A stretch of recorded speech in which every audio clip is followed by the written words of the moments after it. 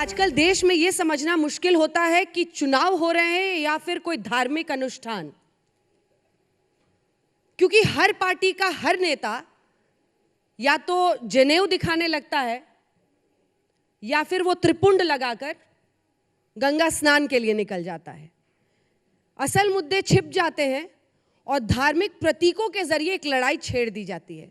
तो हमने भी सोचा कि आज एजेंडा आज तक में दो ऐसे खास मेहमान, एक तो सलमान साहब जिनकी किताब हम लोग हाथ में लेकर यहाँ पर कुछ पन्नों का हिसाब इनसे पूछेंगे, और मुख्तार अब्बास नकवी साहब, चूँकि वो अल्पसंख्यक मामलों के मंत्री और ऐसे मुद्दों पर अक्सर उनसे सवाल होता है। इन दोनों के साथ धर्म युद्ध आज तक के मंच पर किया जाए। मैं आपके साथ सर शुरुआत करना चाहती हूँ। ये पन्ना नंबर 113 सलमान साहब जो आपने लिख डाला है, वो सोच समझ के ही लिखा होगा सर। द सैफरन स्काई ये चैप्टर है सनराइज ओवर अयोध्या किताब में, और जो ये लाइन है आपकी, मैं शब्दशः पढ़ना चाहती हूँ क्योंकि आप बोलेंगे, शिकायत करेंगे कि आपने पूरी किताब नहीं पढ़ी, पर ये एक लाइन जो है जिसमें आपने लिखा है, Hindutva by all standards a political version similar to the jihadist Islam of groups like ISIS and Boko Haram of recent years. ठीक है, फेयर इनफ। एक line, Sanatan Dharma and classical Hinduism known to sages and saints was being pushed aside by a robust version of Hindutva. By all standards, a political version similar to the jihadist Islam of groups like ISIS and Boko Haram of recent years. आपको sir अंदाजा तो होगा कि आग लगेगी। आग लगी हुई है, उसको बुझाना है, इसलिए किताब लिखी जिसका उन्वान है सनराइज ओवर अयोध्या। अगर लोगों को नहीं मालूम कि सनराइज़ क्या होता है, कि सूर्य का उदय क्या होता है, और अगर हिंदू धर्म के लोगों को नहीं मालूम कि सूर्य का उदय क्या होता है, तो मुझे बहुत कष्ट होगा। मैंने सनसेट ओवर अयोध्या नहीं कहा, निराशा नहीं व्यक्त करी, मैंने अंधकार की बात नहीं की, मैंने सनराइज़ की बात करी, एक नए उदय की बात करी, एक नई उम्मीद की बात करी। तो अगर उन्वान ये है तो अंदर क्या होगा, लिफाफे पे लिखा क्या है, अंदर क्या होगा, दोनों को साथ पढ़िए तो बात समझ में आ जाएगी। लेकिन इसका अर्थ, एक बार आगे बढ़ने से पहले, इसका अर्थ क्या है? क्या आप मौजूदा जो हिंदुत्व है देश में, उसको आप आइसिस और बोको हराम से तुलना कर रहे हैं? हिंदुत्व, आप जानती हैं कि जस्टिस JS वर्मा ने कहा था कि हिंदुत्व एक वे ऑफ लाइफ है, एक विचार, जीने की पद्धति है, जीने की पद्धति कह लीजिए। लेकिन धर्म में परिवर्तन करना बहुत मुश्किल है। धर्म में परिवर्तन नहीं होते हैं, लेकिन वे ऑफ लाइफ में परिवर्तन हो सकते हैं, हुए हैं देश में, विश्व में, कहीं पर इस्लाम में हुए हैं, कहीं पर क्रिश्चियनिटी में हुए हैं। और मैंने ये कहा कि हिंदुत्व में भी परिवर्तन लोग कर रहे हैं, वो अच्छी बात नहीं है, और इसीलिए वो जो शब्द मैंने, जिस शब्द का उपयोग कहा, मैंने कहा सिमिलर, सेम नहीं कहा, एग्जैक्टली द सेम नहीं कहा, सिमिलर कहा, समान, उन जैसा, उनसे मिलता हुआ। किस बात में मिलता है? वो इस बात में मिलता है कि धर्म का दुरुपयोग किया है, उन्होंने भी किया है, इन्होंने भी किया है। और वो अगर पद्धति को बदल देता है, धर्म का दुरुपयोग पद्धति को बदलता है, तो उसकी शिकायत करना, उसको बुरा कहना मेरा कर्तव्य बनता है, क्योंकि मैं मानता हूं कि इस देश में हिंदू हो, मुसलमान हो, सिख और ईसाई, हर धर्म की सुरक्षा करना और हर धर्म को अपने ऊपर रखना, अपने से ऊपर रखना, ये हमारा कर्तव्य बनता है। मंत्री जी, आप लोग की तो बाछें खिल गई, एकदम सही टाइम पर सही किताब इन्होंने लिख दी सर। अब हिंदुत्व भी खतरे में आ जाएगा, हिंदू भी खतरे में आ जाएंगे, सब हो जाएगा। देखिए अंजना जी, हिंदुत्व हिंदुस्तान की आत्मा है, और इसी संस्कृति, इसी संस्कार का नतीजा है, इसी संस्कृति, इसी संस्कार का परिणाम है कि जब हिंदुस्तान बटा तो दो देश बने, एक पाकिस्तान बना और एक हिंदुस्तान बना। हिंदुस्तान की संसद में वसुदेव कुटुंबकम लिखा हुआ है। थोड़ा सा सर माइक उठा लीजिए। और माइक ऊपर। हिंदुस्तान की संसद में वसुदेव कुटुंबकम लिखा हुआ है। पाकिस्तान की संसद में क्या लिखा हुआ है आपको मालूम है। यानी कि इसी हिंदुत्व के संस्कार संस्कृति की जो सनातनी संकल्प है उसका नतीजा है कि हिंदुस्तान पंथनिरपेक्ष देश बना, और पाकिस्तान का संकल्प और जो सोच है उसका नतीजा है कि वहाँ इस्लामिक देश का झंडा फहराया। और इसी हिंदुत्व के ताकत और हिंदुत्व की संस्कार और संस्कृति का नतीजा है कि आज हम जो है वो अनेकता में एकता की बात करते हैं, एक भारत श्रेष्ठ भारत की बात करते हैं। और जिस वक्त देश बटा उस वक्त पाकिस्तान में 24% से ज़्यादा माइनॉरिटीज़ रहते थे, उसमें हिंदू भी थे, क्रिश्चियंस भी थे, सिख भी थे, सभी थे। आज 2% हैं। हिंदुस्तान में 8% माइनॉरिटीज़ थे जब हिंदुस्तान और पाकिस्तान बटा, उस आज जो है वो माइनॉरिटीज़ की संख्या 22% से ज़्यादा है। यानी कि यहाँ पर जो है वो हिंदुत्व ने किसी भी मज़हब को, समाज के किसी भी हिस्से को, किसी भी संस्कृति को, किसी भी संस्कार को अपने संकल्पों से अलग नहीं होने दिया। जैसा कि अभी खुर्शीद भाई कह रहे थे कि जिसका जो मज़हब है, जिसकी जो संस्कृति है, जिसके जो संस्कार है, वो फले फूले, और हिंदुस्तान की जो एक राष्ट्रवादी सोच है उसके साथ लोग चले। अब दिक्कत ये नहीं हुई है, दिक्कत ये है कि कांग्रेस पार्टी या सलमान खुर्शीद साहब की जो पार्टी है उसकी एक ही प्रॉब्लम है। एक ऐसी कांग्रेस पार्टी एक ऐसी नॉन परफॉर्मिंग एसेट बन गई है जिसका अंदर कोई मोल नहीं रह गया है, बाहर कोई भाव नहीं रह गया है। तो फिर इस तरह के चीज़ें और इस तरह के शगुफे जिसको कि पूरे देश ने स्वीकार किया, जिस वक्त कि अयोध्या पर सर्वसम्मति से फैसला आया तो किसी ने जीत का जश्न नहीं मनाया, किसी ने हार पे हाहाकार नहीं किया, और सब ने इसको जो है वो स्वीकार किया। और जिसका नतीजा है कि आज अयोध्या में राम मंदिर का निर्माण हो रहा है, जिसको कि सब लोग स्वीकार कर रहे हैं। तो मुझे नहीं लगता कि इसके बाद जो इस तरह का ये हिंदुत्व को लेकर के या अयोध्या को लेकर के किसी तरह का विवाद अगर पैदा किया जा रहा है तो उसके पीछे निश्चित तौर से सियासी मानसिकता और मकसद हो सकता है। सलमान साहब, आप बहुत बड़े इंटेलेक्चुअल हैं सर, बहुत सारी किताबें आपने लिखी हुई हैं, लेकिन इस लाइन में ऐसा समझ लगता है जैसे आपको आईसिस और बोको हराम का काम नहीं समझ में आ रहा है। वो आतंक फैलाते हैं, वो मासूमों की हत्या करते हैं, वो मुल्कों में दहशत फैलाते हैं, वो महिलाओं का बलात्कार करते हैं, वो बच्चों को किडनैप करके जिहाद कराते हैं, वो उनकी ज़िंदगी बर्बाद कर रहे हैं। बड़े बड़े मुल्कों के लिए सबसे बड़ी चुनौती आईसिस और उसका जो इस्लाम का वर्जन है वो बन गया है।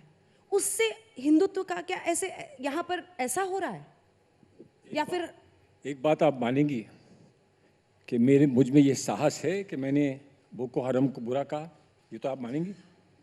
मुझ में साहस है कि मैंने आईसिस को बुरा कहा, इसलिए बुरा कहा कि वो गलत इस्तेमाल करते हैं इस्लाम का, गलत इस्तेमाल करते हैं इस्लाम का। तो अगर इस्लाम का कोई गलत इस्तेमाल करता है उसको बुरा कहना जायज़ है, और अगर किसी और धर्म का कोई गलत इस्तेमाल करता है तो वो कहना जायज़ नहीं है। मेरे भाई ने जितनी बातें कहीं उससे तो हम सहमत हैं, हम पूरी तरह सहमत हैं। तो हमारा इनका विवाद किस बात का है कि किताब मत लिखो, सच्चाई है इसको मत लिखो, तो विवाद नहीं खड़ा होगा।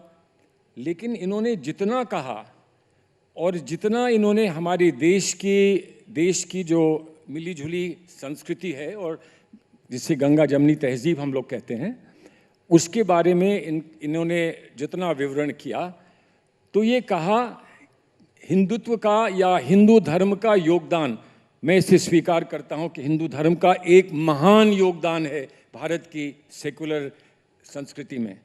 लेकिन कॉन्स्टिट्यूशन ये नहीं कहता है।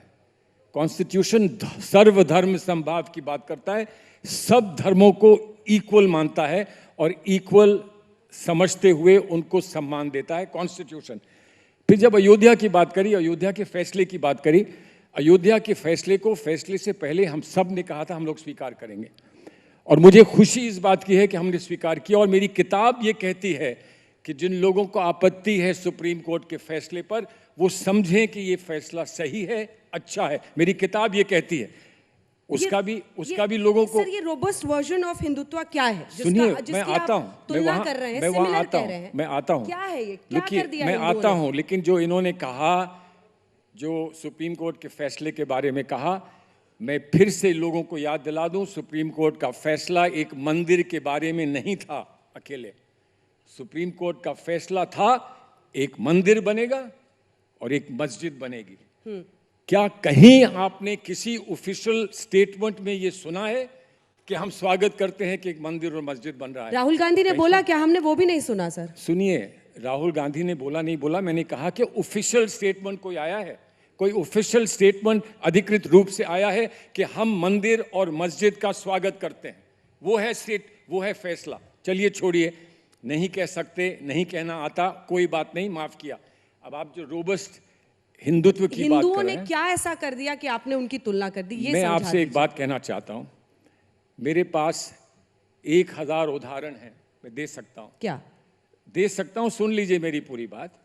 मेरे पास 1000 उदाहरण हैं, मैं दे सकता हूं, लेकिन मेरा जो लक्ष्य है इस किताब को लिखने का, वो दूरी को समाप्त करने का है, आपस के विवाद समाप्त करने का है, लोगों को जोड़ने का है। अगर मैं यहाँ पर आरोप प्रति आरोप में घिर जाऊं तो मैं एक वकील बन जाऊंगा उन लोगों के लिए जो चाहते हैं कि हम में आपस में विवाद बना रहे। लेकिन और कोई उदाहरण नहीं देता हूं जिसने सर, ये मेरा लाइन आपने लिख दी, जिसने अब मेरा कह रहे हैं मैं बताऊंगा अरे नहीं। सुनिए, सब बताऊंगा। बताइए तो सर, उसका समय क्या कर दिया देश में हिंदुओं उसका ने? समय आएगा। हिंदू ने नहीं कुछ किया है। हिंदुत्व का एक रोबस्ट वर्जन, आपके वर्ड्स। हिंदुत्व का क्या कर एक दिया रोबस्ट robust वर्जन version? है। हाँ। अब उस पर हम जाएंगे तो आप कल तक, एक हफ्ते तक वही बात करती रहेंगी, लेकिन बहुत कहने के बावजूद आप कह दें कि मेरा केस कमजोर है, मैं मान जाऊंगा, लेकिन मैं उदाहरण आज नहीं दूंगा, जब समय आएगा तो दूंगा। लेकिन एक बात कहता हूं, जिसने जाकर मेरे घर में आग लगाई वो कौन था? बोको हरम वाला था, आइसिस वाला था, या हिंदुत्व वाला था? कौन था? और अगर वो हिंदुत्व का नहीं था तो कहो कि ये हिंदुत्व नहीं है, ये गलत है। जो भी गलत है उसको मैं गलत कहूंगा। मेरा घर किसने जलाया, इसका कोई जवाब दे दे। छोड़िए और उदाहरण छोड़िए, मेरा घर किसने जलाया? बताइए मंत्री जी। देखिए, सलमान भाई जो है वो काफ़ी काबिल व्यक्ति हैं, अनुभवी व्यक्ति हैं। ये हिंदुत्व का जो राग या शगुफा कांग्रेस पार्टी या उनके जैसे और भी जो भूले बिसरे उनके साथी हैं जो अपना रहे हैं, उसके पीछे ये कारण नहीं है। कारण ये है कि इन 7 सालों में तमाम तरह के ये प्रयास कर चुके। इन्होंने शुरुआती दौर में कहा कि देश बहुत असहिष्णु हो गया है, देश में असहिष्णुता बढ़ गई है, और पूरी दुनिया को ये बताने की कोशिश की कि भारत में जो अब हिंदुत्व डायरेक्ट नहीं कहा, अब आए हैं, लौट के हिंदुत्व पे आ गए हैं। भारत में जो है वो जो माइनॉरिटीज़ हैं, अल्पसंख्यक हैं, वो बहुत असुरक्षित है। ये इन्होंने शुरू किया। फिर अवार्ड वापसी अभियान शुरू करा दिया इन्होंने, डायरेक्ट इनडायरेक्ट, आगे पीछे से अवार्ड वापसी ले करके लोग जो है वो घूमने लगे पूरे देश में कि साहब मेरा अवार्ड वापस ले लो, अंग्रेज़ों ने मुझे अवार्ड दिया है, मोदी जी वापस ले लो। उसके बाद जो है वो एक के बाद एक, न केवल यहाँ बल्कि कुछ ऐसी भी संस्थाएं हैं, कुछ ऐसे भी संगठन हैं जिन्होंने पूरी दुनिया में भारत को बदनाम करने की कोशिश की। दिक्कत ये नहीं है, ये मोदी बैशिंग, जो इनकी मोदी बैशिंग की जो साजिश है वो भारत बैशिंग की सनक तक पहुँच गई और पूरी दुनिया में बदनाम करने की कोशिश की। अब इन्होंने ला करके खड़ा किया हिंदुत्व का मुद्दा। हिंदुत्व को जो है वो हिंदुत्व की तुलना आप ऐसे अतिवादी आतंकवादी संगठनों के साथ जोड़ें और आपके जो ग्रैंड ओल्ड पार्टी के टॉप लीडर हैं उसको जस्टिफाई करने की कोशिश करें, तो यानी आप हिंदुस्तान में हिंदुस्तान की आत्मा पर कितनी बड़ी चोट कर रहे हैं। हिंदुत्व का कतई ये अर्थ नहीं है कि जो इस्लाम मानने वाला है, जो क्रिश्चियनिटी को मान रहा है, जो बौद्ध है, जो और मज़हबों को मानने वाला है, उसको हिंदुत्व जो है वो रोक रहा है। आप बताइए ना, इस देश में आप वो पढ़े लिखे व्यक्ति हैं, पाकिस्तान में 450 मस्जिदें थीं। आपने बाबरी मस्जिद की बात की ना, अभी जो है वो 4 भी नहीं रह गई महफूज। हिंदुस्तान में जो है वो 3.5 लाख से ज़्यादा रजिस्टर्ड मस्जिदें हैं जहाँ पर लोग नमाज़ पढ़ रहे हैं, उतने ही चर्च हैं, उसी तरह से गुरुद्वारे हैं, उसी तरह से और भी धार्मिक स्थल और मंदिर भी हैं। तो ये जो हम सर्वधर्म समभाव का हमारा संकल्प है, हमारी संस्कृति है, हमारा संस्कार है, उसी का नतीजा है। और वो जो संस्कार और संस्कृति है वो हिंदुत्व ने दी है। हिंदुत्व को मजहब से मत जोड़िए, हिंदुत्व को राष्ट्रीयता से जोड़िए। और इसको जब आप जो है वो नेशनलिज्म के साथ जोड़ेंगे तो आप बेईमानी उसके साथ नहीं कर सकते। Thank you very much, thank you.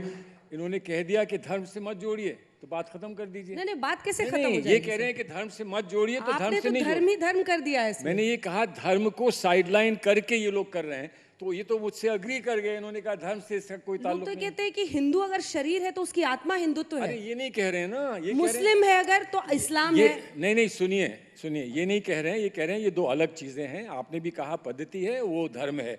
धर्म का पूरा सम्मान है, धर्म में कोई परिवर्तन नहीं कर सकता, ये हम सब मानते हैं। और धर्म का पूरा सम्मान करते हुए हम ये भी आदर करते हैं कि इस धर्म के कारण हमारी सेकुलरिज्म मजबूत हुई है। इससे ज़्यादा तो और कुछ कह नहीं सकता कोई। लेकिन सर्वधर्म संभाव पर ये अब आए हैं। जब मैंने कहा, उससे पहले ये कह रहे थे कि हिंदू धर्म की वजह से सेकुलरिज्म है, अब सर्वधर्म संभाव पे आ गए। मैं इनका शुक्रिया अदा करना चाहता हूँ।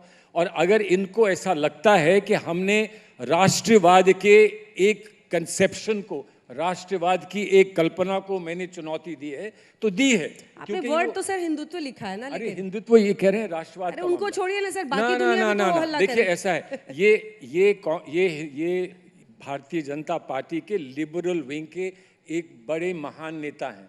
लेकिन आप ये डोरे बेचारे- डाल रहे हैं उन पे। ये बेचारे करें तो क्या करें। कोई कहता है कि गोली मारो सालों को, देश के गद्दारों को। मेरे घर के बाहर ये नारे लगे हैं भाई, मेरे घर के बारे में बाहर ये नारे लगे हैं। तो ये कहते हैं उनका हमसे क्या लेना देना। तो हो सकता है कोई कांग्रेसी हो जिसने जाके ऐसा किया हो सकता है वही हो, और कौन होगा।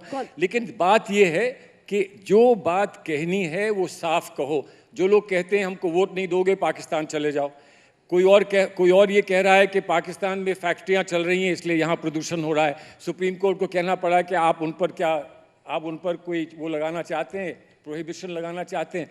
क्या हो रहा है? हर चर्चा में पाकिस्तान आ जाता है। बहुत दिन हो गए पाकिस्तान नकवी गया। साहब, आपकी पार्टी और आपकी सरकार की एक छवि है, और वो छवि है कि आप प्रो हिंदू पार्टी हैं। आपके रहते हुए अल्पसंख्यकों को आप लोग नियंत्रित रख के सेकंड सिटीजन बनाकर देश में रखना चाहते हैं। उसी छवि को इनकैश कर रहे हैं। नकवी साहब ऐसा नहीं चाहते। मैं इन पर ये आरोप नहीं देखिए, लगाऊं। मुझे लगता है कि ये तो माइनॉरिटी मिनिस्टर है, तो हमारी देखभाल प्रॉब्लम जो है कांग्रेस पार्टी की या कांग्रेस पार्टी के नेताओं की ये है ही नहीं। आप उसके जड़ में जाइए। आप जो इनकी यूएसपी थी क्या थी? Cut, commission, corruption and communalism. And? तो कट, कमीशन, करप्शन और कम्युनलिज्म, ये इनकी Communalism? यूएसपी, कांग्रेस पार्टी की सेकुलर यूएसपी थी। और इनका एक ऐसा कि कम्युनल टिफिन में सेकुलर टमाटर का तड़का लगाओ और वोट लेते रहो। तो अब इन 7 सालों में कट गया, करप्शन गया, कमीशन गया और कम्युनलिज्म गया। तो अब इनको लगता है कि ये साहब ये कट, कमीशन, करप्शन की तो दुकान बंद हो गई। कट, कमीशन, करप्शन और कम्युनलिज्म की जो है वो तालाबंदी हो गई, नाकाबंदी हो गई। तो अब क्या करें? तो बीच बीच में हिंदुत्व पर ज्ञान देने लगते हैं, हिंदुत्व की परिभाषा बताने लगते हैं और हिंदुत्व के प्रति डर पैदा करके अल्पसंख्यकों समाज में ये बताने की कोशिश करते हैं कि हिंदुत्व रहेगा तो तुम नहीं रहोगे। और ये बात आप समझ लीजिए कि हिंदुत्व भी रहेगा, हिंदुस्तान भी रहेगा और हिंदुस्तान का पंथनिरपेक्षता भी रहेगी। इसमें कहीं आपकी सेकुलर धर्मनिरपेक्षता, जो सियासी सेकुलर धर्मनिरपेक्षता है, उस पर रोक नहीं लगा क्यों सकती। इतनी मेहनत कर रहे हैं खुर्शीद साहब? वहाँ पहले अखिलेश यादव हैं, ओवैसी जी अलग हैं, अब मुस्लिमों को डरा कर आपको लग रहा है वो कांग्रेस पार्टी की तरफ आएंगे? अगर हमको मुस्लिमों को डराना होता तो फिर हम बोको हराम को बुरा क्यों कहते हैं? हम ये सिर्फ हिंदुत्व की बात करते हैं। बोको हराम की बात क्यों करी? ये बोको हराम की बात ही नहीं करते हैं इसलिए कि दुकान नहीं चलती है। दुकान सिर्फ हिंदुत्व को लेकर चलती है। बोको हराम से दुकान नहीं चल पा रही है, बहुत दूर है। लेकिन हम ये कह रहे हैं कि बोको हराम गलत है, हम ये कह रहे हैं कि आईसिस गलत है। ये भी कहीं किसी को गलत कह दें, अरे ये तो जलाने वाले को भी नहीं गलत कह रहे हैं जिसने मेरा घर जलाया। उलझा रहे हैं लेकिन आप सलमान खुर्शीद साहब, मैं तब से जब से इंटरव्यू शुरू हुआ यही देख रही हूँ कि आप क्या उलझाने की कोशिश कर रहे हैं। आपने हिंदुत्व की तुलना की है आईसिस और बोको हराम से, और आप कह रहे हैं अपनी पीठ थपथपा रहे हैं कि मैंने आईसिस और बोको हराम को बुरा बोला है। अरे बोला है ना, बोलना क्या है सर? तो ये भी किसी को बुरा बोल देना। नहीं, उनको बुरा बोला है, ये भी किसी को बुरा कह दें। आप जो है वो इस देश की, हिंदुस्तान की आत्मा को आप कहते हैं कि ये जो है आतंकवाद है, अतिवाद है। नहीं नहीं, मतलब यही नहीं, हुआ। नहीं नहीं, मैं आपकी देखिए, अंग्रेजी की नहीं, मैं मतलब सीधी भाषा में कर रहा हूँ। और ये मतलब कौन अलग, आदमी एक्सेप्ट मतलब अलग होता है, मतलब अलग होता है। मतलब आप जो चाहें उसमें दे दें।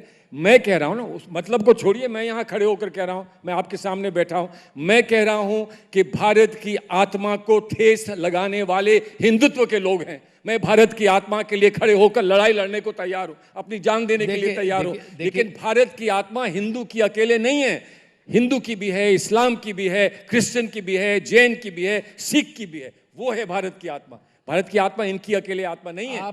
इसलिए अब ये इनको बुरा लग रहा है कि नहीं, कोई बुरा नहीं। देखिए, मैं अरे तो आप मान जाइए कि आत्मा में सब हैं। आप मान जाइए कि आत्मा में सब हैं, अकेला कोई नहीं है। मैंने सलमान आपको, साहब ये मत भूलिए, आपने आप तो एक पार्टी पर अटैक नहीं किया है। नहीं, आपने हिंदुत्व पर अटैक वही किया। मैं कह रहा हूं। आप बीजेपी पर अटैक करें या बीजेपी के मैं तौर बीजेपी पे तरीकों। क्यों करूं? आप देख रहे हैं ना कि वो कांग्रेस को अटैक कर रहे हैं ऐसे कि ये हमारा एक चुनावी भाषण हो रहा है। मैं तो सभ्यता की बात कर रहा हूं, सिविलाइजेशन की बात कर रहा हूं, और मुझे जो कहना है सिविलाइजेशन के बारे में वो मैंने कहा है। मैं उसको डिफेंड करने को तैयार हूं। सिर्फ मैं आपसे इतनी आज्ञा चाहता हूं कि मुझसे वो फेरिस्त मत लीजिए, इसलिए कि मैं जब लोगों को जोड़ना चाहता हूं तो उन पे आरोप लगा लगा के कत्ल करेंगे और वजह नहीं बताएंगे। नहीं, वजह सबको मालूम है। आप रिपोर्ट करती हैं, आपको मालूम है क्या होता है। आपकी जुबान से सुनना चाहते हैं। लिंचिंग कौन करता है?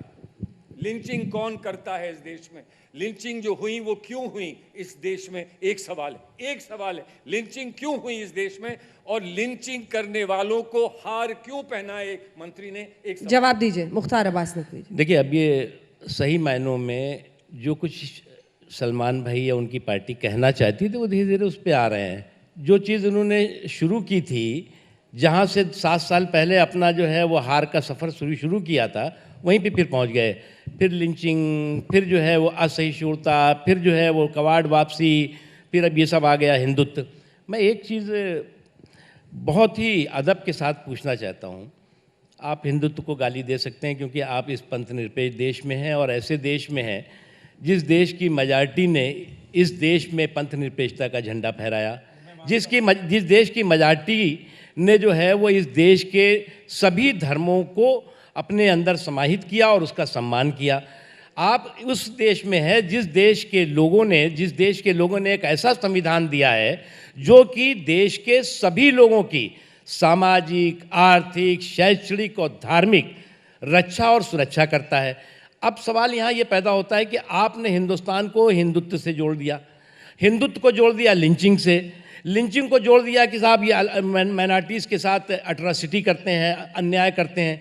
यानी इनडायरेक्टली आप जो है वो सीधे तौर से हिंदुस्तान की आत्मा पर, हिंदुस्तान की संस्कृति पर, हिंदुस्तान के संस्कार पर सीधे हमला कर रहे हैं। और हमला कौन कर रहा है? Grand old party. जैसा हमने पहले कहा कि एक ऐसी नॉन परफॉर्मिंग एसेट बन गई है जो कि अब हर चीज में जो है। नकवी जी, इन्होंने आगे ये लिखा है कि जो temple is for everyone but as it seems that the mosque belongs to UP Sunni Waqf board alone. तो वो कह रहे हैं कि मुस्लिमों को भी आप डिवाइड कर रहे हैं, और आगे लिखते हैं कि प्रधानमंत्री ने सिर्फ इच्छा जाहिर की होती कि मस्जिद बने और वो उसके उद्घाटन पर भी जाएंगे।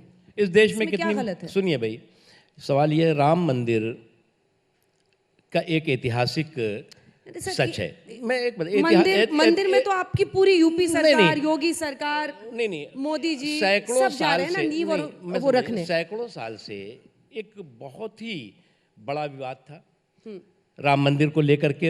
अयोध्या में राम जन्मभूमि पर राम मंदिर का निर्माण होना चाहिए, इसको लेकर के। और मुसलमान भी ज़्यादातर ये चाहते थे कि भाई इस विवाद का समाधान होना चाहिए। और भगवान राम का जो है जन्म स्थान 10 जगह नहीं हो सकता, एक ही जगह हो सकता है, और हिंदुओं की आस्था है तो वहाँ होना चाहिए। और सुप्रीम कोर्ट ने उसमें सर्वसम्मति से फैसला किया। आपकी किताब में भी ये बात है। अब सवाल यहाँ ये पैदा होता है कि उस वक्त मैंने जो शुरू में कहा कि कहीं पर भी उस फैसले पे जीत का न जश्न हुआ न हार का हाहाकार हुआ।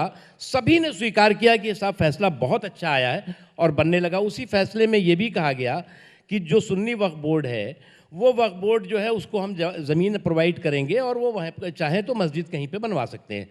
वो प्रोवाइड भी की जा रही है उनको, की भी गई, ऑफर भी की गई कई जगहों पे। लेकिन एक सामान्य सा, जो मैंने आपसे जैसा कहा कि ये जो राम मंदिर का मुद्दा है ये सामान्य से का मुद्दा नहीं है, सामान्य सी घटना नहीं है। एक चीज़ दूसरी चीज़ ये कि अब ये इशू मैम ये इनका जो है कहीं पे निगाह है कहीं पे निशाना।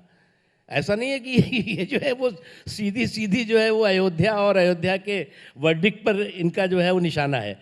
इनका निशाना जो है कहीं पे, अब उस निशाने की वानगी आपने देख ली ना, लिंचिंग, पिंचिंग, टिंचिंग सब आ गई, और उसके बाद जो है उन्होंने बता दिया कि जो माफ करिए, आपने मुझे बार बार पूछा तो मैंने एक उदाहरण दे दिया। मैं नहीं देना चाहता था, मैं नहीं चाह रहा हूं कि डिस्कशन उधर जाए। मैं ये चाह रहा हूं कि डिस्कशन इस बात पे रहे कि हम आखिर अपनी सभ्यता में किस चीज़ को मानते हैं। इन्होंने कहा कि सब लोगों को मौका दिया गया है इस देश में, और ये कहा कि वो इसलिए कि भारत का जो बहुमत है, भारत में बहुल्य समाज है, उसने ये मौका दिया। अशफाकुल्ला ने ये मौका नहीं दिया, ये मौलाना आज़ाद ने ये मौका नहीं दिया। भारत का संविधान बना तो उसमें वो भी थे, किसी ने किसी को दिया नहीं, हम सब ने अपने आप को दिया है। हमारा कॉन्स्टिट्यूशन कहता है कि इसको हमने अपने आप को दिया है। ये क्यों कह रहे हैं कि हमने आपको ये दिया, हमने आपको ये दिया? ये नहीं है। आप कौन होते हैं देने वाले? हमने दिया है आपको, आपने दिया है हमको, क्योंकि हम सब एक है। लेकिन सलमान साहब, अब तो आपकी पार्टी भी मुस्लिमों का पहले जिस तरह से उनके साथ व्यवहार होता था अब नहीं हो रहा, डरती है। नहीं, मेरी पार्टी डरती है। मैं यहाँ बैठा हूँ, मेरी पार्टी डरती है। मैं अपनी पार्टी का प्रतिनिधित्व करता हूँ। हर पार्टी में अलग अलग विचार के लोग होते हैं, होने चाहिए, आपस में संवाद होना चाहिए। कोई कहे आप कि मेरे सवाल से फिर भाग रहे हैं सर। मैं ये बोल रही हूँ कि आपने शिकायत की। सुनिए तो सवाल तो अरे प्रभु, एक सेकंड, सवाल मत पूछिए कि वो मैं जवाब नहीं दूंगा। आप मुझे कायर समझिए, कुछ समझिए। मैं नहीं चाहता हूं कि वो उदाहरण दे देकर मैं आपस में एक खाई बनाऊं। मैं लोगों को जोड़ना चाहता हूं, इसलिए मैंने ये किताब लिखी बताने के लिए कि ये अच्छा निर्णय है। ये अच्छा निर्णय है। कितनी दफा कहूं कि ये एक अच्छा निर्णय है और सही निर्णय है, और ये निर्णय कहीं भी फेथ पर बेस्ड नहीं है, ये रिलीजन पर बेस्ड नहीं है, ये लीगल प्रिंसिपल पर बेस्ड है, और वो हमारे लिए सबसे बड़ी खुशी। माइक दीजिएगा प्लीज, एक दो लोग सवाल पूछना चाहते हैं। अशोक जी भी, अंजना जी, मैं एक चीज कहूं, राहुल जी पर सवाल का जवाब क्यों नहीं देना चाहते आप सलमान साहब? राहुल जी पर सवाल का जवाब क्यों नहीं देना चाहते? राहुल जी पे वही तो पूछ रही थी, आपने बिना सवाल पूछे प्रीएम्प्ट कर लिया सर। मैं ये कह रही थी कि आप शिकायत कर रहे हैं, आप कह रहे हैं कि पीएम को जाना चाहिए उद्घाटन के लिए मस्जिद के, कम से कम एक्सप्रेस तो करते। आपकी पार्टी से भी तो कोई नहीं बोलता। अब सब डरते हैं, सबको ये लगता है कि बहुसंख्यकवाद की राजनीति ही देश में चलेगी। कोई नहीं डरता है। राहुल जी बीजेपी की नकल कर रहे हैं आप लोग। राम मंदिर के लिए राहुल जी को क्यों नहीं इनवाइट किया? करते। अगर वो ना जाते तो फिर आप मुझसे सवाल पूछते। अब मस्जिद पे मैं पूछ रही हूँ तो आप जवाब नहीं दे रहे। मस्जिद पर प्राइम मिनिस्टर जाएं, राहुल जी जाएं।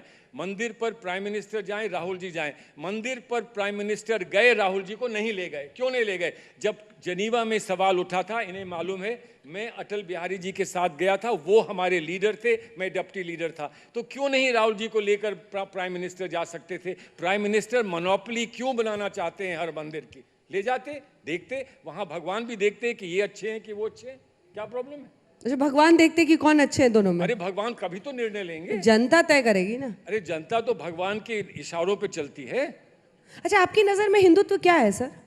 क्या है हिंदुत्व? क्या है हिंदुत्व? एक वे ऑफ लाइफ है, लेकिन वे ऑफ लाइफ को जो लोग अपने आप को हिंदुत्व का मानते हैं उन्होंने बिगाड़ा है।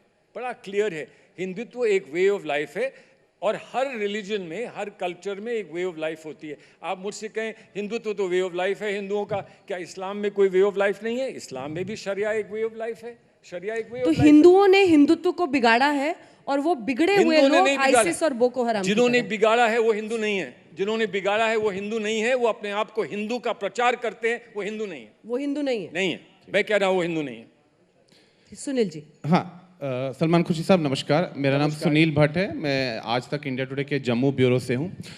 खुर्शी साहब, जब 2014 में आम चुनाव हुए थे, लोकसभा के चुनाव, कांग्रेस की हार हुई। बाद में कांग्रेस ने एक आत्ममंथन किया, एंटनी कमेटी बनी थी, और उस कमेटी के अनुसार ये रिपोर्ट आई थी कि there is a perception in the country that Congress is pro Muslims and anti Hindu. अब उस परसेप्शन को अब बदल तो नहीं रहे हैं आप लोग, आप उसको स्ट्रेंथन कर रहे हैं। चाहे आपकी पुस्तक हो, राशिद अल्वी साहब हो, मणिशंकर अय्यर हो, दिग्विजय सिंह, एक के बाद एक आप लोग बीजेपी को ब्लैंक चेक दे रहे हैं। सुनिए, पॉलिटिकल एडवाइस आप मत दिया करिए।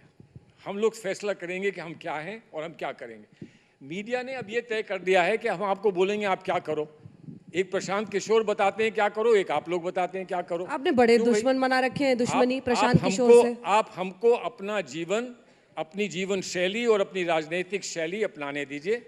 सर आपकी अपनी सुनिए, पार्टी के नेता कह रहे हैं ना, एंटनी कमेटी मनीष तिवारी थोड़ा ना एंटनी जर्नलिस्ट कमेटी इन्होंने है। नहीं पढ़ी, इन्होंने एंटनी कमेटी नहीं पढ़ी। इंडियन एक्सप्रेस का एक आर्टिकल एंटनी कमेटी के बारे में पढ़ा है। एंटनी से कभी बात कर लीजिएगा, मैंने एंटनी जी से विस्तार से बात करी है, उन्होंने कभी ऐसी बात नहीं कही। मैं आपसे कह रहा हूं, अगर मैं गलत हूं तो आप मेरी पार्टी से कहलवा दीजिए कि मैं गलत बोल सर रहा हूं। मनीष तिवारी तो आपकी पार्टी के हैं ना, वो जर्नलिस्ट थोड़ी हैं। वो कह रहे हैं कि क्यों ये सब लिख रहे हैं। नहीं, मनीष तिवारी, हिंदुत्व पर अरे तो मैं भी सर के कह कम। सकता हूं कि मनीष तिवारी 2611 के बारे में क्यों लिख रहे हैं। अरे भाई, उन्हें कुछ मालूम है, जानते हैं, तो उन्होंने लिखा है। गुलाम नबी आजाद। चलिए, गुलाम नबी आजाद को भी यहीं पूरा कर देता हूं। G23 की अरे सुन दुश्मनी जो है लीजिए, ना, G23 आपने G1 उनसे दुश्मनी ले ली है। G23 G1 पर तो आ गए ना। गुलाम नबी आजाद बोले तो 23 लोग तो नहीं बोले। गुलाम नबी आजाद ने क्या कहा पहले सेंटेंस में? मैं हिंदुत्व का विरोध करता हूं। क्यों करते हैं भाई, क्यों करते हैं? उसके बाद कहा कि आपकी जो तुलना है वो गलत है। चलिए मैं मान लूं तुलना गलत है, वो विरोध क्यों करते हैं, क्यों नहीं बताते हैं? आप उनसे पूछते नहीं हैं। अरे सहमत और विरोध एक ही बात होता है भैया, प्लीज। अच्छा, वो सहमत क्यों नहीं है? अरे वो सहमत क्यों नहीं है? ठीक है। भाषा कुछ अशोक। बोलते हैं, धोती पहनते हैं, अशोक। टीका लगाते हैं, क्या बात है? क्यों नहीं सहमत है? क्यों नहीं सहमत है? उन्हें तो सहमत होना चाहिए, क्यों नहीं सहमत है? जम्मू से आते हैं ना, तो सहमत होना चाहिए भाई। अशोक जी। सलमान साहब, मैं थोड़ा पॉलिटिकल सवाल पूछना चाहता हूँ आपसे। अभी ये सब क्या हो रहे थे? नहीं, वो थोड़ा किताब से रिलेटेड था आपका। अच्छा अच्छा मैं आपकी पार्टी को लेके पूछना चाहता हूँ। अच्छा, अभी प्रवचन करा रहे थे, अब बोलिए। प्रशांत किशोर ने कहा है कि जो पार्टी पिछले 10 साल में 90% चुनाव हार गई हो, तो क्या उनकी बपोती नहीं है कि वो अपोजिशन की लीडरशिप उनके हाथ में हो, एक पार्टी की लीडरशिप उनके हाथ में हो? It is not the divine right of an individual to be the मेरी बात लीडर। सुनिए, एक तरफ तो आप सेकुलरिज्म की बात कर रहे हैं, एक तरफ वो डिवाइन राइट की बात कर रहे हैं। काहे डिविनिटी को ले आए पॉलिटिक्स में? पॉलिटिक्स को पॉलिटिक्स में रहने दो ना, काहे डिविनिटी को लाते फिर हैं? उलझा रहे हैं सर। क्यों ला रहे हैं वो डिविनिटी को? छोड़िए, तो क्या लाएं सर छोड़िए फिर? वो जो ला रहे हैं। नहीं, क्या चाहते हैं, क्या लाएं आप? नहीं, मैं- क्या- मैं इसका- नहीं, वो चाहते हैं कि इसको डेमोक्रेटिकली तय किया जाए। तो डेमोक्रेटिकली प्रशांत किशोर तो नहीं तय करेंगे ना, डेमोक्रेटिकली सब लीडर्स बैठेंगे, वो तय तो कर सब लीडर भी तो नहीं कब बैठे हैं। होगा सर ये? G23 जो ग्रुप है आपका, हाँ। कांग्रेस के भीतर ही, वो भी सवाल उठा रहे हैं लीडरशिप को लेकर के, अगर सिस्टम वो- को लेकर के, नहीं, नहीं, कांग्रेस के। बात सुनिए, माफ करिए, आपके साथ उठाते होंगे सवाल, उन्होंने कभी सवाल नहीं उठाए। वो वर्किंग कमेटी में आए, उन्होंने कहा वी अग्री, अभी जो हो रहा है, जो इलेक्शन का आपने वो दिया है, शेड्यूल दिया है, हम उसको मानते हैं। उसमें गुलाम नबी आज़ाद साहब भी थे, तो वो नहीं क्वेश्चन करते हैं। अगर वो हमारी लीडरशिप को क्वेश्चन करना चाहते हैं तो वो आए सामने, चुनाव लड़े, कोई प्रॉब्लम नहीं है। तो तय तो वही होगा ना, किसी कॉन्क्लेव में नहीं तय होगा। आप नहीं तय करेंगे यहाँ आज तक लेकिन के सवाल तो conclave। पूछेंगे ना सर। मैं इनका एक ठीक है, सवाल एक नकवी मैं साहब इनके बोल रहे हैं, फिर इसमें मैं एक जवाब मैं नकवी साहब एक छोटा सा, नकवी साहब एक सेकंड। सलमान जी, मेरा सवाल एक और है। ममता बनर्जी आपके इलाही है, पुरानी कांग्रेसी भी हैं, उन्होंने भी कहा है जो व्यक्ति अधिकतर विदेश में रहता है वो एक पार्टी का लीडर कैसे हो सकता है? और ये ममता वर्सेस कांग्रेस क्यों हो गया? क्या वजह है? क्या ममता अलग तरीके से जा रही है? यूपीए को रीडिफाइन करने वाले हैं आप? हीरोइन ममता जी का जो विचार है या जो उनका विश्व दर्पण है, उस पर मैं कुछ टिप्पणी नहीं कर सकता हूँ। लेकिन जितने लीडर्स भी हैं, राहुल गांधी या प्रियंका जी या सोनिया जी, कांग्रेस को रिप्रेजेंट करें उस बैठक में जहाँ सब लीडर्स आए। वो लोग तय कर लें किसको वो लीडर चाहते हैं। किसने कहा कि हम ही बनेंगे, हम आएंगे और हम बने? किसी ने नहीं कहा। वहाँ डेमोक्रेटिकली वो तय कर लें। जो ये कहता है कि डेमोक्रेटिकली नहीं हो रहा है, वही चाहता है कि डेमोक्रेटिकली ना हो। मैं अपने चेंबर से बैठकर घोषणा करूं ये बनेगा, मैं घोषणा करूं ये बनेगा, वो हम नहीं एक्सेप्ट करेंगे। बैठक क्यों नहीं होती सर आपकी? करिए ना बैठक तो हुई करिए, थी। हम कराएंगे सर। अरे तो बैठक वो कर ले, जो डेमोक्रेटिक बात कर रहा है वो सबको बुला ले, बैठा ले और वहां पर चुन ले कि हमारा लीडर नकवी कौन जी एक होगा। जवाब देना चाहते हैं। नहीं, मैं तो जो अभी आपने सर आपके पूछा यहाँ तो मामला सेट है। नहीं नहीं, कोई देखिए कुछ क्या वो सवाल ही नहीं अब मैं पूछेगा। तो उसमें कुछ कह नहीं सकता भाई। हमसे बीजेपी से लड़ते हिंदुत्व से लड़ते ये आपस में भिड़ गए तो हम क्या कर सकते हैं? एक चीज़। लेकिन जो दूसरी इंपॉर्टेंट चीज़ है कि अभी जो सवाल पूछा गया, अब इस वक्त क्या सामने दिखाई पड़ रहा है, कांग्रेस में जो है वो हिट एंड रन का 2020 चल रहा है। कांग्रेस में एक तरफ त्रिमूर्ति कांग्रेस और एक तरफ तृणमूल कांग्रेस, उसमें जो है वो 2020 का हिट एंड रन चल रहा है। और शुद्ध रूप से ये हिट एंड रन किस लिए है कि विपक्ष का चौधरी कौन है उस चौधराहट के लिए। विपक्ष का कहीं उन्हें भी मालूम है कि सत्ता तो अभी दिल्ली बहुत दूर है, इसलिए जो है जब पूरी तरह से इश्यूज गायब हो जाते हैं तो कभी इसी तरह से हिंदुत्व का शगुफा आ जाएगा, कभी इंटॉलरेंस का शगुफा आ जाएगा, कभी कह दिया जाएगा कि हिंदुस्तान तो माइनॉरिटीज़ के लायक रह ही नहीं गया है। तो ये सारे शगुफीबाजी जब एक्सपायर कर जाते हैं, एक्सपोज हो जाते हैं, तो उसके बाद आपस में ये चिल्लम चिल्ला और इन्हें क्या उत्तम प्रॉब्लम गुत्ता। है? इनके लिए तो अच्छा है, कोई इश्यू नहीं है तो इनके लिए। क्यों आप अच्छा है, इनके लिए अपने अच्छा बैठे- कर रहे हैं? यही तो हम शुरू से अभी तो तक पूछ रहने रहे हैं दीजिए सर। ना, आपको क्या चिंता है, इनको क्या चिंता है? आप लोग खुश रहें, आप लोग खुश रहें, आप इनके इंटरव्यूज लेते रहें, ये भी खुश रहें। आपको प्रॉब्लम क्या है? आपको इतनी असल खुशी चिंता तो है आपको है सर, बीच में बैठे हैं, सब सवाल आप ही से पूछे जा रहे हैं। इतनी चिंता है कि कांग्रेस अपने आप को ठीक आप कर ले। ये सोचिए। आप हमको हमारे हाल पे छोड़ दीजिए, बिल्कुल, नहीं, क्यों नहीं, छोड़ नहीं, दें नहीं, सर? चिंता होगी। लोकतंत्र में विपक्ष की मजबूती इतनी जरूरी है। ताकि वो जो लिखे उसको आप कहोगे झूठ है। नहीं, नहीं, जो मजबूत- लिखे वो झूठ है। आप कहो झूठ है। सवाल पूछ रहे हैं। मैं भाई, बताऊं सवाल आपको। पूछ रहे हैं, लेकिन सवाल तो ये भी हो सकता है कि आखिर आपने जो कहा है इसका क्या मतलब है। लेकिन सवाल ये भी हो सकता है, ऐसा क्यों कहा है, ऐसा क्यों कहा है, आपने क्यों कहा, आपने जम्मू में ऐसा क्यों कहा, आपने कश्मीर में ऐसा क्यों कहा। अब हमको आप एडवाइस देंगे कि आप पार्टी अपनी ऐसी चलाएं, तो आप लोग भी आ जाओ पॉलिटिक्स में, हमारी पार्टी में आ जाओ, जुड़ लो हमारी पार्टी में। लोकतंत्र के हिसाब से आप बता देना हमको क्या नहीं, नहीं, करना है। सलमान भाई ये बताइए। लिंचिंग की घटनाओं पर आप हिंदुत्व को आतंकी संगठन बता देंगे। नहीं, हिंदुत्व और नहीं, आपसे सवाल न पूछा वो जाए। लिंचिंग वाह सलमान साहब। वो लिंचिंग हिंदुत्व वालों ने नहीं की थी, बजरंग दल वालों ने नहीं की थी। वो आपने तो robust version of हिंदुत्व लिखा है। वो किसी गांधीयन ने लिंचिंग की होगी, ये मैं मान लेता हूँ, गांधीयन ने लिंचिंग की होगी। तो वो अब आतंकी संगठन आईसिस कहाँ और पे बोको आप हराम कैसी होगा। बात कर रही हैं? देखिए, जहां जो केस हार गए वो मान लेना चाहिए कि हम हार गए। केस नहीं हारे हैं सर। अरे केस जो आपने हार- जवाब ही नहीं दिया, कह रहे अरे उदाहरण जवाब आज नहीं नहीं दिया, देंगे, अब कल आप देंगे, जवाब नहीं परसों दिया, देंगे। इसलिए कि आप खुद कह रही हैं कि मैं केस नहीं हारी, खुद कह रही हैं कि आतंकी मेरा ये केस है। संगठन कैसे नहीं कह कर दिया सक- आपने? नहीं कहा है। आप लोग कन्विंस हैं क्या इनके जवाब से? कुछ कन्विंस होंगे, कुछ नहीं होंगे, तो होते ही है अगर लोकतंत्र में। कोई कन्विंस है हाथ उठा इस दीजिए। पे तो पूरा हिंदुस्तान कन्विंस एक नहीं भी होगा। आदमी अगर कन्विंस है, दो लोग कन्विंस है नहीं सर इस कन्विंस रूम में। About what? सवाल सही पूछिए। कि आपका जवाब नहीं आपके जवाब से मेरा जवाब क्या चाहते हैं मैं वो जवाब दूं। आप कन्विंस हैं कि नहीं? ये लोग आपके बुलाए हुए लोग बेचारे यहाँ बैठे हैं, कहाँ से हाथ उठा उठा के आपसे कहेंगे कि हम कन्विंस हैं? छोड़िए ना। हाँ, अब आए मुद्दे की बात। अरे वही तो मुद्दे की बात है, और क्या है, वही सारी मुद्दे की बात है। चलिए Shoot the messenger. सड़क पे चल के बात करते हैं, खुल कर ये बात करते हैं, वहाँ तय हो जाएगा। राज्यसभा में भी इसके बाद मौसमी एक सवाल पूछेंगी। राज्यसभा में अभी ये तो एक धर्म युद्ध चल रहा है, एक अलग युद्ध ये वहां चल धर्म रहा है। युद्ध नहीं है, ये संवाद है, ये संवाद है। ये आज तक वालों का बनाया हुआ स्टेज है जिस पर हम संवाद कर रहे हैं, मेरे दोस्त के साथ हम संवाद कर रहे हैं। ये धर्म युद्ध नहीं है, ना ठीक इनका है, धर्म संवाद है। खतरे में है, ना मेरा धर्म नकवी खतरे में साहब, 12 सांसदों के निलंबन पर वहां पर कोहराम मचा हुआ है। कोई काट है आप लोगों के पास इस गतिरोध का? और विपक्ष की शिकायत है कि आपने जानबूझकर पिछले सत्र का इस बार एक्शन लिया है, जितने भी नियम है उनको ताक पर रखकर। देखिए, पहली बात यह है कि पार्लियामेंट में चाहे राज्यसभा हो चाहे लोकसभा, उसमें डिबेट होती है। सलमान भाई बहुत सीनियर पार्लियामेंटेरियन रहे हैं। डिबेट होती है, डिस्कशन होता है, डिसीजन होता है और सभी लोग पार्टिसिपेट करते हैं। लेकिन हुड़दंग, उद्दंडता, हंगामा और हिंसा, ये बहुत ऐसी कम घटनाएं हुई होंगी संसद के इतिहास में जहाँ पे हुड़दंग और हंगामे के साथ साथ हिंसा भी हुई और लोकतंत्र का मंदिर शर्मिंदा करने की कोशिश हुई हो। लोकतंत्र के मंदिर को शर्मिंदा करने के बाद भी शर्मिंदगी न महसूस करना, वो इस बात का प्रमाण है, सबूत है कि कुछ लोग जो है वो ये ठान के बैठे हुए हैं कि हम सड़क पे भी उद्दंडता करेंगे और संसद को भी जो है वो हम शर्मसार करेंगे। इसलिए है, और माफ़ी वो उन्हें मांगना ही पड़ेगा। और अच्छा हो गया सर, माफ़ी 12 अगर वो विरोध की मांगेंगे आवाजें तो बंद वो हो बड़े गई। हो जाएंगे, माफ़ी मांगेंगे तो वो बड़े होंगे। और अच्छा हो गया सर, और 12 विरोध की जो आवाजें थी देखिए, बंद हो माफ़ी गई। सरकार से नहीं मांगनी, पहली बात है क्लियर कर लीजिए, माफ़ी सरकार से नहीं मांगनी है, माफ़ी उस लोकतंत्र के मंदिर से मांगनी है जिसको कि उन्होंने शर्मसार किया है। उसमें किसी को क्या आपत्ति?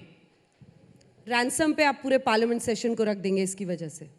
आप मुझसे पूछ रही हैं? जी। मैं तो पार्लियामेंट में हूँ नहीं, मैं क्या बताऊं? नहीं, आपकी पार्टी सर। इन्होंने क्या किया, उन्होंने क्या किया, उस पर मैं क्या कह सकता हूं? राहुल गांधी रोज गांधी लेकिन प्रतिमा के मैं ये सामने कहता बैठ रहे हैं हूं, सर, प्रतिमा आपके के नेता सामने- हैं। प्रतिमा के सामने बैठना तो अच्छी बात है ना, प्रतिमा के ऊपर चढ़ना गलत बात है जो ये लोग करते हैं।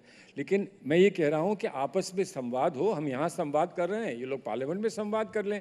किसको माफ़ी मांगनी है, नहीं मांगनी है, क्यों मांगनी है, वो सारी बात वहाँ पर तय होनी चाहिए। यहाँ पर क्यों तय कर रहे हैं? यहाँ से कह रहे हैं माफ़ी मांगे तब आइए, वहाँ पर जाएं, उनसे बात करें, जो सही है वो सामने आना चाहिए, वो होना चाहिए। इसमें हमें कोई आपत्ति नहीं है इस पर, लेकिन मैं वहाँ नहीं हूँ तो इसलिए मैं नहीं बोल सकता। मौसमी जी, अंजना ने जो पूछा उसी पे मैं पूछती हूँ नकवी साहब। अजीबोगरीब बात है कि कार्रवाई होती है, 12 सांसद निलंबित होते हैं और लगातार सरकार ये बोलती है कि टेबल पर चढ़े सांसद किताब फेंकी, टेबल पर चढ़े सांसद किताब फेंकी।